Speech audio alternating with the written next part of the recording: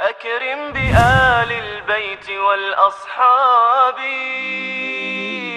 أكرم بآل البيت والأصحاب. تقیه و علم غیب. جيل كقرص الشمس فوق سحاب، متوهجون بضيائه الخلاب. علمای شیعه برخی از سخنان ائمه را که در تأیید و ستایش امام ابوبکر و امام عمر رضی الله عنهما وارد کرده اند حمله بر تقیه می کنند.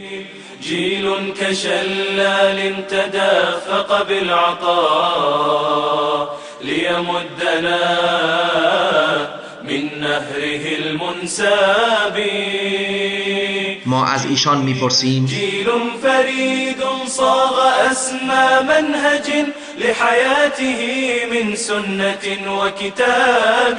شما که معتقدید ائمه علم غیب داشته و دقیقاً دانستند در کجا و چه زمان توسط چه شخصی به شهادت میرسند، پس با داشتن علم غیب تقیه چه معنایی داشته است؟ اکرم بجیل السابقین و فضلهم، اکرم بآل البیت والاصحاب. در کتاب کافی بابی هست مبنی بر اینکه امامان از زمان مرگ خود با خبرند و حتی به اختیار خیش میمیرند.